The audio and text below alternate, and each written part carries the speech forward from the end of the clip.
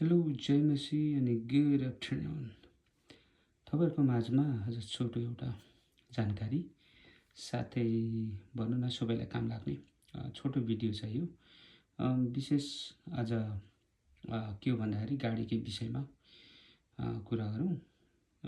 यो चाहिँ के हो भन्दाखेरि आज म ओइल चेन्ज गर्नु गएँ अनि ओइल चेन्ज सँगसँगै ट्रान्समिसन अनि रियर डिफरेन्शियल फ्लुइड पनि चेन्ज गरेँ।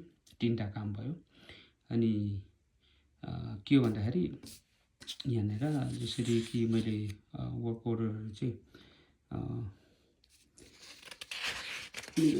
गाडीको लागि वर्क अर्डर मैले अर्डर गर्दाखेरि चाहिँ के गरेको थिएँ भन्दाखेरि रेगुलर ओइल चेन्ज अनि रेगुलर ओइल चेन्ज गर्दाखेरि चाहिँ अब जस्तै फिल्टर ओइल होइन अनि यो जसरी यो सबै गरेर चाहिँ which comes to total 79.95 होइन।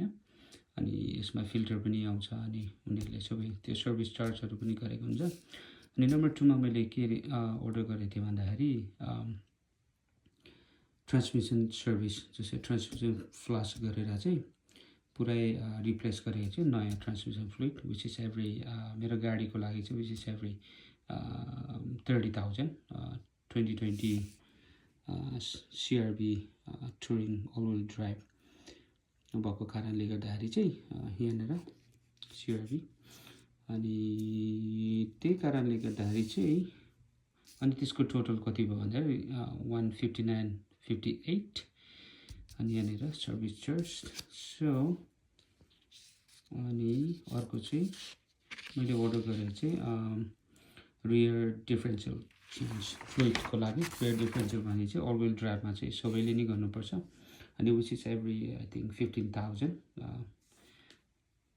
त्यही कारणले मैले 15,000मा के गरेको थिएँ। अहिले 30,000 हल्का ओभर भयो जस्तै यहाँ छ मेरो माइलेज 32824 अनि त्यसमा रियर डिफरेन्शियल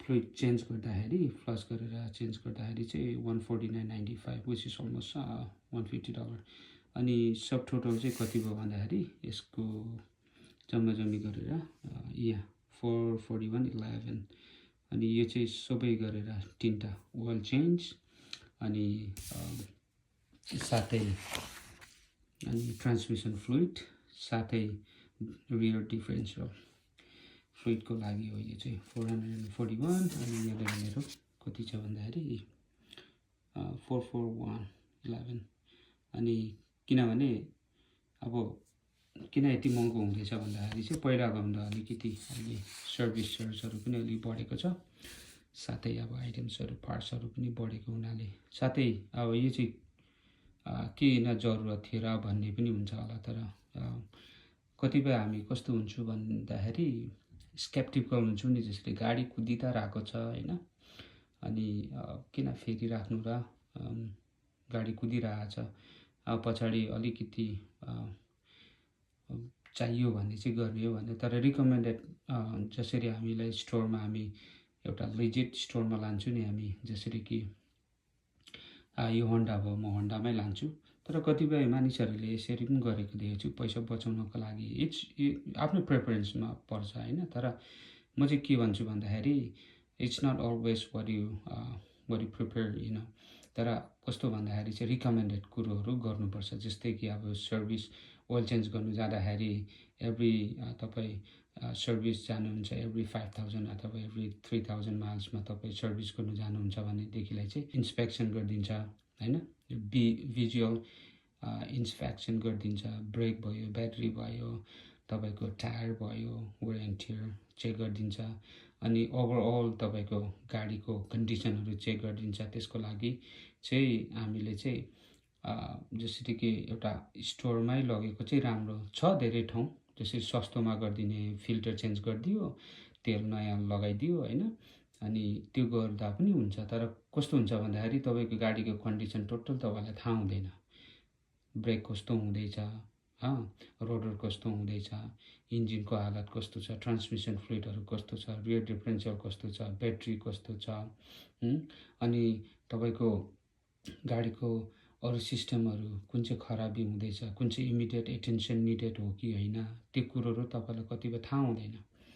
अनि त्यसैले गर्दाखेरि लगेको कुरो चाहिँ त्यस्तो स्टोरमा लग्यो भने चाहिँ हामीलाई गाडीको अवस्थाहरू थाहा भइछ अनि लङ लास्टिङ तपाईँको गाडीले पनि तपाईँलाई धोका दिँदैन हतपत। त्यो भयो। अनि जस्तै वालमार्टतिर लान्छौँ, इन्स्ट्यान्ट ओइल चेन्जतिर लान्छौँ, छ धेरै ठाउँ सस्तोमा गराउनु, तर पछाडि गएर ब्रेकडाउन हुने चान्सेसहरू धेरै हुन्छ। अनि त्यति बेला अब ला हो मेरो त ब्रेक पनि फेर्नुपर्ने रहेछ, ला मेरो त इन्जिन ओइलै, कतिजनाको त मैले यसरी पनि सुनेको छु, इन्जिन ओइलै सिद्धिएर गाडी डढेको आगो लागेको भएको पनि त्यो कन्डिसनहरू पनि भएको छ मानिसहरूको। किन भन्दाखेरि हामीलाई जहिले पनि सस्तोमा कुद्नुपर्छ। भन्नु खोजेको हामीले महँगो महँगो रोज्नुपर्छ, महँगो महँगो सर्भिसहरू गराउनुपर्छ भन्ने होइन, तर जे रिकमेन्डेड छ, जे भन्छ टेक्निसियनहरूले अनि त्यसैले प्रोफेसनलहरूले जे भन्छ त्यो चाहिँ गर्ने हो। रिक्वायर्डहरू चाहिँ सबै गर्ने, रिकमेन्डेडहरू चाहिँ सबै गर्ने। त्यही भएर चाहिँ गाडी लामो समयसम्म कुदाउनु चाहनुहुन्छ, कन्डिसनमा कुदाउनु चाहनुहुन्छ, के थाहा भोलि तपाईँ 1000 माइल 2000 माइल पनि कुद्नु पर्ने हुन्छ त्यही गाडी लिएर। अनि त्यति बेला गाडी कन्डिसनमा छैन भने के गर्ने? कोही बेला रेन्टमा त्यो पाउँदैन, अरूको गाडी पनि दिने कुरो पनि भएन, राइट? सो गाडी राम्रो कन्डिसनमा राख्नुहोस्, राम्रोसँगले गाडी कुदाउनुहोस्, राइट? समयमै रिपेयर गर्नुहोस्, स्किप नगर्नुहोस्, सर्भिसहरू ओइल चेन्ज समयमै गर्नुहोस्। सबै कुरो तपाईँले कन्डिसनमा राख्नुहोस् गाडी। साथै तपाईँले गाडी कन्डिसनमा राख्नु भनेकै तपाईँको पैसा धेरै जोगिनु, साथै तपाईँ आफै रोडमा जोगिनु, साथै लङ टर्मसम्म तपाईँले आफूलाई त्यो गाडी राख्न सक्नुहुन्छ भन्ने कुरो चाहिँ यो। So, thank you so much. Bye bye. Enjoy Messi.